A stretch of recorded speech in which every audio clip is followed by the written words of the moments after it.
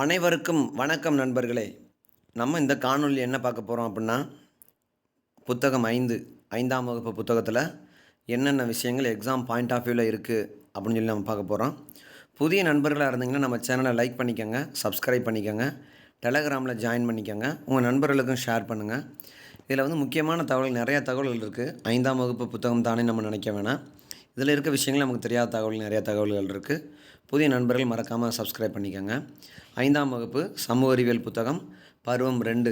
இதில் exam point of வியூவில் என்னென்ன விஷயங்கள் இருக்குது அப்படின்னு சொல்லி நம்ம பார்ப்போம். இப்போ பருவம் 2 சமூக அறிவியல் புத்தகத்தில் பண்டைய அகழ்வாராய்ச்சி, நீர்க்கோளம், உலகில் உள்ள கண்டங்கள். ஓகேங்களா? இதில் பார்த்தோம்னா நம்ம எக்ஸாம் பாயிண்ட் ஆஃப் வியூவில் பண்டைய அகழ்வாராய்ச்சி இதை பார்ப்போம். நம்ம ஃபஸ்ட் எடுத்தோன்னே இப்போ பண்டைய அகழ்வாராய்ச்சியை பொறுத்த வரைக்கும் என்னென்ன இருக்குங்க அப்படின்னு சொல்லி பார்த்தோம்னா, என்ன கொடுத்துருக்காங்க? அகழ்வாராய்ச்சி என்பது பூமியின் மேற்பரப்பின்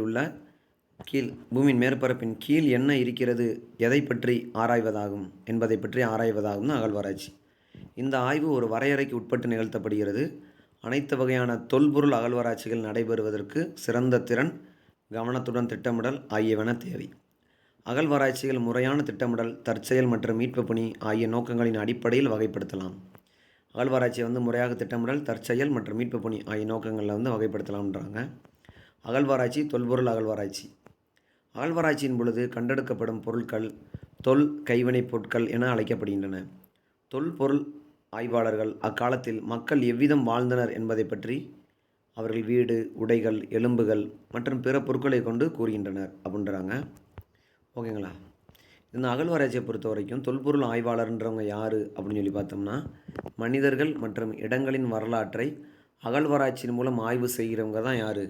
தொல்பொருள் ஆய்வாளர்கள் அப்படின்றாங்க. மேலும் இவர்கள் தொல் கைவினைப் பொருட்களையும் பகுப்பாய்வு செய்கிறார்கள் அப்படின்றாங்க.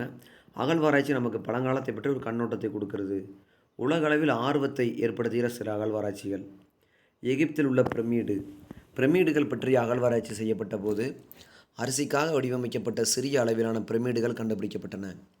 மிகச் சிறப்பான வடிவமைப்பினை கொண்ட மிகப்பெரிய கல்லறைகள் அரச குடும்பத்திற்காக கட்டப்பட்டன என்பதனை தொல்பொருள் ஆய்வாளர்கள் கண்டறிந்தனர். அரச குடும்பத்திற்காண்டி தான் கட்டியிருக்காங்க அப்படின்றத கண்டுபிடிச்சிருக்காங்க. பிரமிடுகளிலிருந்து கண்டறியப்பட்ட எலும்புக்கூடுகள் மக்களின் சராசரி உயரம் மற்றும் வயது பற்றிய தகவல்கள் கொடுத்தன. சிந்துவெளி நாகரிகம் ஹரப்பா நாகரிகம் என்றும் அழைக்கப்படுகிறது. 20ஆம் நூற்றாண்டின் ஆரம்பத்தில் தோண்டப்பட்ட முதல் தொல்லியல் ஆய்வு தளம் இதுவாகும். இன்னும் எப்படி கேட்கலாம் இந்த எக்ஸாம் பாயிண்ட் ஆஃப் வியூவில்? 20ஆம் நூற்றாண்டில் தோண்டப்பட்ட முதல் தொல்லியல் தளம் சிந்துவெளி நாகரிகம். இது ஹரப்பா நாகரிகம் என்றும் அழைக்கப்படுகிறது. அங்கு சுட்ட செங்கற்கள் நிலத்தடியில் காணப்பட்டன. நகரமானது நன்கு திட்டமிட்டும் சரியான வடிகால் அமைப்புகளுடனும் கிணறுகளுடனும் வடிவமைக்கப்பட்டிருந்தது. மூடிய வடிகால்களுக்கும் கழிவுநீரை அனுப்பும் வழி இருந்தது. மேம்படுத்தப்பட்ட தானிய களஞ்சியங்கள் மற்றும் மூடிய வடிகாய்கள் இதெல்லாம் சிறப்பாக வச்சுருந்துருக்காங்க. பெரிய குளம், பாதுகாப்பான சுவர்கள் இருந்தன. நகரமும் அதன் நாகரிகமும் அவர்களின் காலத்தை விட மிக உயர்ந்த நிலையில் இருந்தன என்பதை கண்டுபிடிக்கப்படுகிறது. எகிப்தில் பிரமிடு, இது சிந்துவெளி நாகரிகத்தோட அகழ்வாராய்ச்சி. தமிழ்நாட்டில் சில அகழ்வாராய்ச்சியில் எங்கெங்கே நடந்திருக்கு அப்படின்னு சொல்லி பார்த்தோம்னா, ஆதிச்சநல்லூர், தூத்துக்குடி மாவட்டம். இது முதுமக்களின் தோட்டம், முதுமக்கள் தாலி தோட்டம் சொல்கிறாங்க. கருப்பு சிவப்பிலான இரும்பாலான குத்துவாள், மண்பாண்டங்கள், ஈட்டிகள், அம்புகள், சில தங்க ஆபரணங்கள் கிடைத்துள்ளன. வீட்டு விலங்குகள் மற்றும் காட்டு விலங்குகளான புலி, யானை, மான் போன்றவற்றின் வெண்கலத்தான உருவங்கள் கிடைத்துள்ளன. மண்பாண்டங்கள் செய்தல், கல் மற்றும் மரங்களை பயன்படுத்தி பொருட்களை செய்தல் போன்ற திறன்களை மக்கள் பெற்றிருந்தனர். இதுதான் ஆதிச்சநல்லூரில் இருக்கிற தூத்துக்குடி மாவட்டத்தில் இருக்கிற விஷயங்கள். ஓகேங்களா? மனித இனத்தின் பழங்கால எச்சங்கள் எங்கெல்லாம் காணப்படுகிறதோ அவ்விடத்தை தொல்பொருள் ஆய்வுப்பிடம் என்கிறோம். தொல்பொருள் ஆய்விடம் மனித இனத்தின் பழங்கால எச்சங்கள் எங்கே காணப்படுதுதான் அதுதான் தொல்பொருள் ஆய்வு அப்படின்றாங்க. அரிக்கமேடு பொறுத்த வரைக்கும் புதுச்சேரி இந்த கேள்வி கேட்டிருக்காங்க ஒரு தடவை. அரிக்கமேடு எங்கே இருக்குன்னா புதுச்சேரியில் இருக்குது. தொல்பொருள் ஆய்வு சார்ந்த இடமாகும். கடற்கரை கிராமமாக இருந்த அரிக்கமேடு ரோம் நகருடன் வாணிப தொடர்பு கொண்டிருந்தது என்பதனை அகழ்வாராய்ச்சி மூலம் அறிய முடிகிறது. அங்கு ரோமானிய விளக்குகள், கண்ணாடி பொருட்கள், பல வகை கண்ணாடி மணிகள், விலையுயர்ந்த கற்கள், வீட்டு உபயோகப் பொருட்கள், மதுக்குடுவைகள் போன்றவற்றை தொல்பொருள் ஆய்வர்கள் கண்டறிஞ்சிருக்காங்க. அவர் மேலும் அக்கிராமத்தில் உள்ள மீனவர்களுக்கு அந்தந்த தொல் கைவினைப் பொருட்கள் யாவும் புதியவனாக இருந்தன என்பதனை குறிப்பிட்டுள்ளனர். அரிக்கமேடு புதுச்சேரியில் இருக்குது.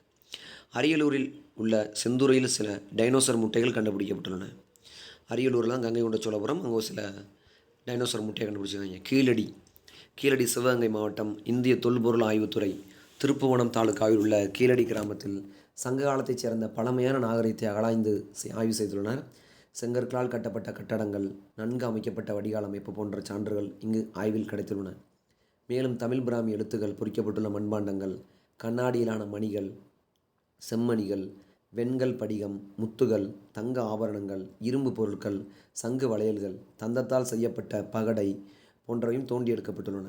கீழடியில் ரோம் நாட்டைச் சேர்ந்த பழங்கால தொல்பொருட்களும் கிடைத்துள்ளன. இவை இந்தியாவிற்கும் ரோம் நாட்டிற்கும் இடையே நிலவிய வாணிக தொடர்பை உறுதி செய்கின்றன. அப்படின்னா இந்தியாவுக்கும் ரோம் நாட்டிற்கும் வணிகம் பண்ணது கீழடியில் சிவகங்கை மாவட்டம் நிறைய விஷயங்கள் கிடச்சிருக்கு.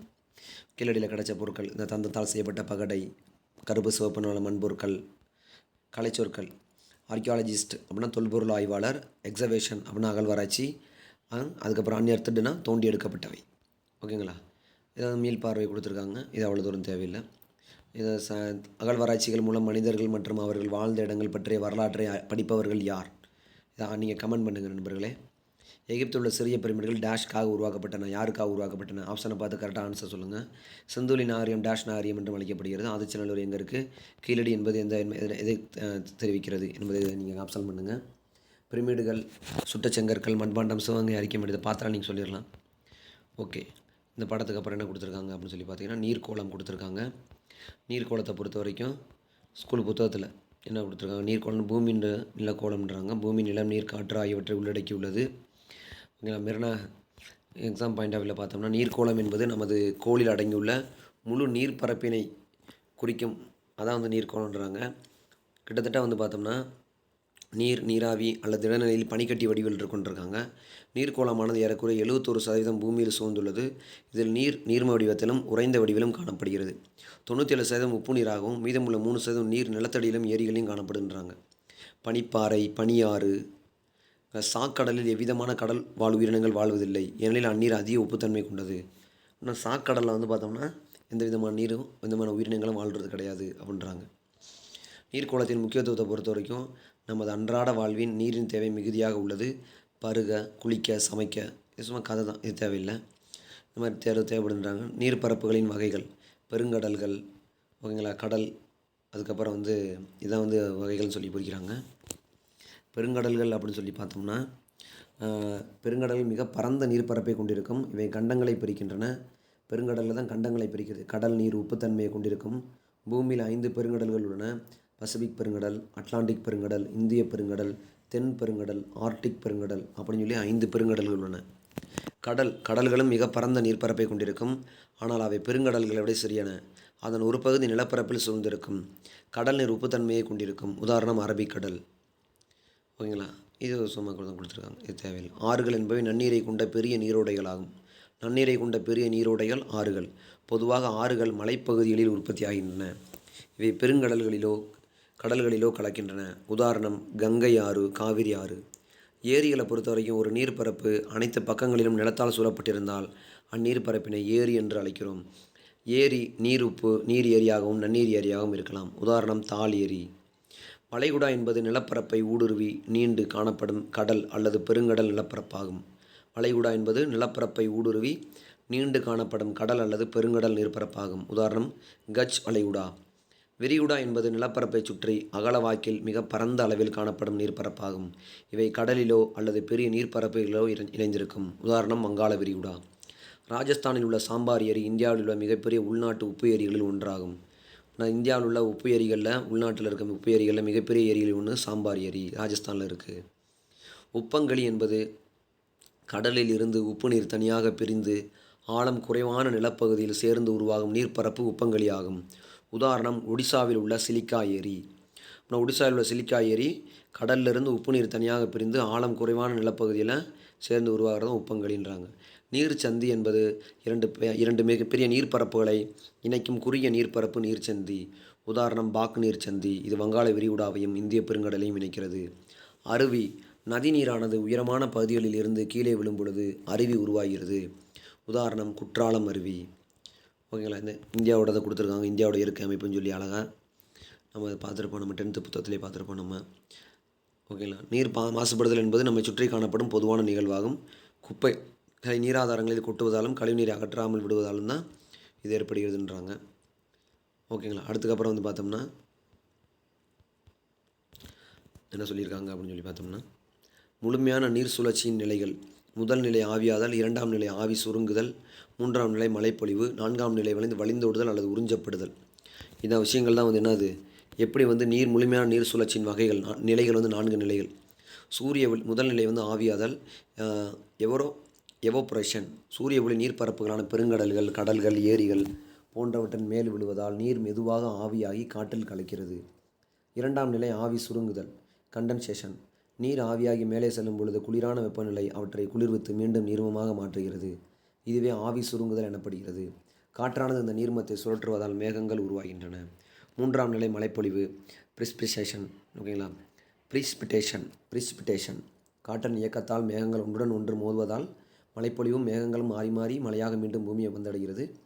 செயல்முறை மழைப்பொழிவு என்று சொல்கிறாங்க. மழைப்பொழிவான தட்பவெப்பநிலையை பொறுத்து மழையாகவோ, ஆலங்கட்டி மழையாகவோ, பனிப்பொழிவாகவோ, பனித்துளியாகவோ இருக்கக்கூடும்.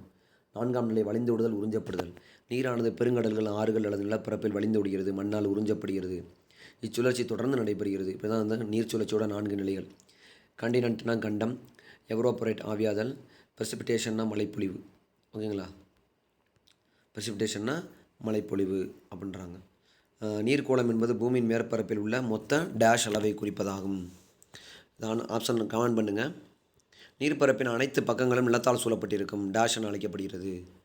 பொருந்தாதவற்றை இதில் கண்ணான்னு சொல்கிறாங்க. ஆவியாதல் என்பது நீர் சுழற்சியின் எத்தனாவது நிலை? ஒரு நீர்ப்பரப்பின் பகுதியை நிலம் சூழ்ந்திருக்கும் மற்ற பகுதியில் கடலை இருந்தால் அது என்ன பேர்? உப்பங்கழின்றது என்னது? நன்னீர் ஏரின்றது என்னது? இந்திய பெருங்கடலையும் வங்காள விரிகுடாவையும் இணைப்பது என்னது? உள்நாட்டு உப்பு ஏரி என்னது? ஆவி சுருங்குதல்னா என்னது? ஈஸியாக தான் இருக்கும். ஆவி சுருங்குதல்னா மேகங்கள் குருவாதல். உள்நாட்டு உப்பு ஏரி அப்படின்றது என்ன? சாம்பார் ஏரி. ஓகேங்களா. அதுக்கப்புறம் வந்து உப்பங்கழி, ஒடிசாவில் உள்ள செலிக்கா ஏரி. நன்னீர் ஏரி, தால் ஏரி. ஓகேங்களா. இந்திய பெருங்கடலையும் வங்காள விரிகுடாவையும் இருக்கிறது பாக்கு நிறச்சந்தி. ஆவியாதல், மேகங்கள் ஈஸியாக தான் இருக்குது. எல்லாமே நீங்கள் 5ஆம் வகுப்பு தரத்தில் இருக்கனால ஈஸியாக பார்த்துடலாம். அதுக்கப்புறம் வந்து பார்த்தோம்னா பசிபிக் பெருங்கடல், வட அமெரிக்கா, அந்த கண்டங்களை வந்து கொடுத்துருக்காங்க. கடல்கள் 5 பெருங்கடல்கள் வந்து எப்படி எப்படி பிரிக்குது அப்படின்னு சொல்லி. அதுக்கப்புறம் கண்டங்களை பொறுத்த வரைக்கும் எத்தனை கண்டங்கள் இருக்குது? ஆசியா கண்டம். ஓகேங்களா. இந்தியா, ஆசியா கண்டத்தில் தான் இந்தியா இருக்குது. ஸோ இந்தியாவை பற்றி விஷயங்கள் கொடுத்துருக்காங்க. இந்தியாவின் நுழைவாயில். ஓகேங்களா. ஆப்பிரிக்கா கண்டம். ஒவ்வொரு கண்டத்தை பற்றியும் தனித்தனியாகவே கொடுத்துருக்காங்க. ஆசியா கண்டத்தை பொறுத்த வரைக்கும் என்ன சொல்கிறாங்கன்னா, உலகத்தில் உள்ள ஆசியா கண்டம் தான் மிகப்பெரிய நிலப்பரப்பனையும் மிகுந்த மக்கள் தொகையையும் கொண்டுள்ள கண்டமாகும். உலகில் மக்கள் தொகை கொண்ட நாடுகளான சீனா, இந்தியா ஆசியாவில் தான் உள்ளன. பூமியின் மிக உயர்ந்த இடமான இமயமலையில் உள்ள எவரெஸ்ட் சிகரம் ஆசியாவில் தான் உள்ளது. பண்டைய நாகரிகங்களான சிந்துவெளி நாகரிகம், சீன நாகரிகம், மெசபடோமிய நாகரிகம் எல்லாமே வந்து இந்தியாவில் தான் இருக்குது. இமயமலை சீன பெருஞ்சுவர் காமிச்சிருக்காங்க. மனிதனால் கட்டப்பட்ட சீன பெருஞ்சுவரை விண்வெளியில் இருந்து கூட காணப்பட முடியும். விண்வெளியிலிருந்து சீன பெருஞ்சுவரை கூட பார்க்கலான்றாங்க. பல்லாயிரக்கணக்கான ஆண்டுகளுக்கு முன் இந்த 7 கண்டங்களும் இணைந்து இருந்தது. பெரிய நிலப்பரப்பாக இருந்த நிலப்பரப்பு பாஞ்சியா என்று அழைக்கப்படுகிறது. ஆனால் மெல்ல மெல்ல நிலப்பரப்பு உடைந்து இப்போ 7 கண்டங்களாக இருக்குது. ஆசியாவில் உள்ள மற்ற சில நாடுகள் Japan, Singapore, Malaysia, Saudi Arabia, Sri Lanka, Nepal, Pakistan, மாலத்தீவு, பிலிப்பைன்ஸ், ஆப்கானிஸ்தான், தாய்லாந்து, இந்தோனேஷியா தற்போது ஆசியாவின் ஒரு பகுதியாக விளங்கு நமது நாட்டை பற்றி சொல்கிறாங்க. இந்தியா வந்து வேற்றுமையில் ஒற்றுமையில் கொண்ட நாடாக உள்ளது. ஏனெனில் வந்து பல்வேறு மதங்கள், பல்வேறு மொழிகள், பல்வேறு கலாச்சாரங்கள் இருக்குது. 28 மாநிலங்கள் இந்தியாவில் இருக்குது.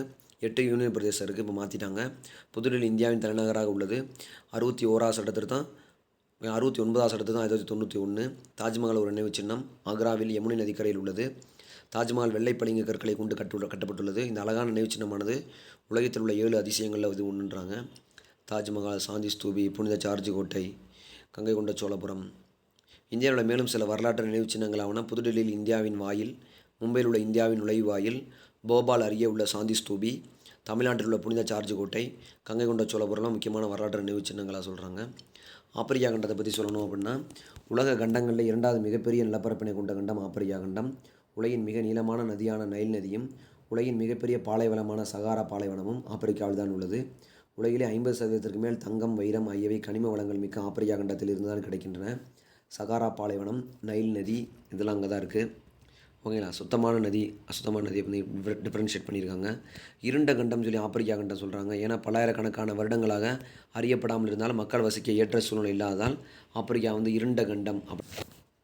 அதுக்கப்புறம் வந்து பார்த்தோம்னா ஆப்பிரிக்காவில் உள்ள சில நாடுகள் சூடான், லிபியா, எகிப்து, கென்யா, ஜிம்பாவே, எத்தியோப்பியா மற்றும் கினியா இதெல்லாம் இதில் இருக்க முக்கியமான நாடுகள்.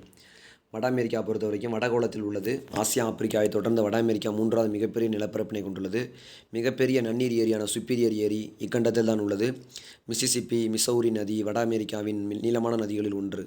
வட அமெரிக்கா நீளமான நதிகளில் ஒன்றில் மிசிசிப்பி, மிசௌரி. அமெரிக்க ஐக்கிய நாடுகள் வட அமெரிக்காவின் ஒரு பகுதியாகும். நியூயார்க், ஐநா, ஒட்டாவா, கனடா எல்லாம் கேபிட்டல். உலகின் அனைத்து வகையான காலநிலைகளையும் கொண்ட ஒரே கண்டம் வட அமெரிக்கா கண்டம். வட அமெரிக்காவில் Canada, Mexico, Nicaragua, Honduras, Cuba, Guatemala, Panama, Costa Rica இதெல்லாம் இருக்குது. அனைத்து காலநிலையும் கொண்ட ஒரே கண்டம் வட அமெரிக்கா. தென் அமெரிக்கா பொறுத்த வரைக்கும் 2வது நீல நதியான அமேசான் நதி போகுது. தென் அரைக்கோளத்திலும் வட அரைக்கோளத்திலும் அமைஞ்சிருக்குது. பிரேசில் நாடு அதிக அளவில் காப்பி உற்பத்தி செய்யும் நாடுகளில் ஒன்று. தென் அமெரிக்காவின் ஆண்டிஸ் மலைத்தொடர் மிக நீண்ட மலைத்தொடர்களில் ஒன்று. இது ஒரு மடிப்பு மலை. அகோன்குவா ஆண்டிஸ் மலைத்தொடர் மிக உயர்ந்த சிகரம். உலகின் மிக உயர்ந்த எரிமலைகளில் ஒன்றான கொட்டோஃபாக்சி எரிமலை இக்கண்டத்தில் தான் உள்ளது. அமேசான் நதி காப்பி உற்பத்தியில் பிரேசில் நாடு. ஆண்டிஸ் மலைத்தொடர் மடிப்பு மலைத்தொடர். அகோன்குவா ஆண்டிஸ் மலைத்தொடர் மிக உயர்ந்த சிகரம் அகோன்காகுவாவா. கொட்டோஃபாக்சி எரிமலை. ஓகே, அதான் சொல்கிறேன். அமேசான் மலைக்காடுகள் என்பவை தென் அமெரிக்காவின் அமேசான் ஆற்றுப்படுகையில் அமைந்துள்ள பெரிய மலைக்காடாகும். அமேசான் காடு எங்கே இருக்குது அப்படின்னு சொல்லி பார்த்தோம்னா தென் அமெரிக்காவில் தான் இருக்குது. ஓகேங்களா. ஆண்டிஸ் மலைத்தொடர், கொட்டோஃபாக்சி எரிமலை. இதில் இருக்க நாடுகளை பார்த்தோம்னா Argentina, Bolivia, Brazil, Colombia, Ecuador, Paraguay, Peru, Uruguay இதெல்லாம் சொல்லியிருக்காங்க. அண்டார்டிகா கண்டத்தை பொறுத்த வரைக்கும் மிக குளிர்ந்த கண்டம். இந்த கண்டம் வெள்ளை கண்டம், உறைந்த கண்டம் என்றும் அழைக்கப்படுகிறது. சூரிய வெளிச்சமும் அரை வருடம் இருளாகவும் அரை வருடம் அப்படி தான் இருக்கும். அரை வருடம் வெளிச்சமாக இருக்கும், அரை வருடம் இருளாக இருக்கும்ன்றாங்க. பெண் குவின்கள் அண்டார்டிகாவில் காணப்படுகின்றன. இங்கு வெவ்வேறு உலக நாடுகளின் ஆய்வுக்கூடங்கள் மட்டுமே இருக்கின்றது. அண்டார்டிகா வெள்ளை கண்டம், உறை கண்டம். ஐரோப்பாவை பொறுத்த வரைக்கும் பெரிய நிலப்பரப்பு வச்சிருக்கு. யூரல் மலைத்தொடர்களும் காஸ்பியன் கடல் ஆசியாவிலும் ஐரோப்பாவை பிரிக்கின்றன. உலகின் மிகச்சிறிய நகரமான வாட்டிக்கன் நகரம் ஐரோப்பாவில் தான் உள்ளது. போல்கோ நதி ஐரோப்பாவின் மிக நீளமான நதிகள் ஒன்று. ஐரோப்பாவில் பின்லாந்து ஏரிகளின் நிலம் என்று அழைக்கப்படுகிறது. ஐரோப்பாவில் உள்ள பின்லாந்து ஏரிகளின் நிலம். ஏனெனில் பனிக்கட்டிகள் உருகி இங்கு நிறைய ஏரிகளை உருவாக்குகின்றன. ஐரோப்பாவில் இருக்க சில நாடுகளை பொறுத்த வரைக்கும் France, Spain, Germany, Norway, Austria, ஐக்கிய அரசு, Greece, Portugal, Italy. Vatican Italy, London England. ரஷ்ய நாடு கிழக்கு ஐரோப்பா மற்றும் வட ஆசியாவில் அமைந்துள்ளது. ரஷ்ய நாடு எப்படி இருக்குது? கிழக்கு ஐரோப்பா மற்றும் வட ஆசியாவில் அமைந்துள்ளது. உக்ரைனின் ஸ்டெபி புல்வெளி பகுதி ஐரோப்பாவின் ரொட்டி கூடை என்று அழைக்கப்படுகிறது. ஐரோப்பாவின் ரொட்டி கூடை ஸ்டெபி புல்வெளி ஐரோப்பாவின் ரொட்டி கூடை. ஏனால் இங்கே அதிக அளவு கோதுமை உற்பத்தி பண்ணுறாங்க. உக்ரைனில் இருக்க ஸ்டெபி. இந்தியாவில் உள்ள எந்த மாநிலம் இந்தியாவின் ரொட்டி கடை என்று அழைக்கப்படுகிறது? கமெண்ட் பண்ணுங்கள் நண்பர்களே. உலகின் ஐரோப்பாவில் ரொட்டி கடை உக்ரைனில் ஸ்டெப்பின்னு சொல்கிறாங்க. ஆஸ்திரேலியா பொறுத்தவரைக்கும் ஒரு தீவு கண்டமாகும். தனித்துவமான இயற்கை அமைப்பு இருக்குது. பெருந்தடுப்பு பவளப்பாறை திட்டுகள் இருக்குது. ஆஸ்திரேலியாவின் பெருமைகள் 2500க்கும் மேற்பட்ட பவளப்பாறைகள் இருக்கிறது தான். ஆஸ்திரேலியாவிலேருந்து டாஸ்மேனியா மற்றும் பல தீவுகளை உள்ளடக்கியுள்ளது. ஓகேங்களா. பெருந்தடுப்பு பவளப்பாறை, கங்காரு அப்படின்றாங்க. சிவிலைசேஷன் அப்படின்னா நாகரிகம். ஐஸ்லாண்ட் அப்படின்னா தீவு. மோனுமெண்ட் அப்படின்னா நினைவு சின்னம். பூமியில் மொத்தம் 7 கண்டங்கள் இருக்குது. அது 7 கண்டங்களில் இருக்குது. இந்த 7 கண்டங்களுமே பல நாடுகளாக பிரிச்சிருக்கு. ஆசியா, ஆப்பிரிக்கா, வட அமெரிக்கா, தென் அமெரிக்கா, அண்டார்டிகா, ஐரோப்பா, ஆஸ்திரேலியான்னு சொல்லி. உலகில் உள்ள எத்தனை கண்டங்கள் இருக்குது? கமெண்ட் பண்ணுங்கள். உலகத்தில் மிகப்பெரிய கண்டம் எந்த கண்டம்? உலகின் மிக நீளமான நதி எந்த நதி? சுப்பீரியர் ஏரி எங்கே இருக்குது? பென்குயின் கண்டம் காணப்படுறது எந்த கண்டத்தில் காணப்படுது அப்படின்னு பாருங்கள். ஓகே நண்பர்களே, இந்த வீடியோ உங்களுக்கு பயனுள்ள வகையில் இருக்குன்னு நம்ம நம்புகிறோம். அடுத்து கோட்டைகளும் அரண்மனைகளும் அப்படின்னு சொல்லி 5ஆம் வகுப்பில் 2வது பருவத்தை நம்ம பார்ப்போம். முக்கியமான தகவல்கள் எல்லாமே. புதிய நண்பர்கள் லைக் பண்ணிக்கோங்க, சப்ஸ்கிரைப் பண்ணிக்கோங்க, டெலகிராமில் ஜாயின் பண்ணிக்கோங்க. மறந்துடாதீங்க நண்பர்களே. ஓகேங்களா. நம்ம இந்த கண்டங்களை சார்ந்த விஷயங்கள்லாம் பார்த்துட்டோம். அடுத்த வீடியோவில் சந்திப்போம் நண்பர்களே. நன்றி நண்பர்களே.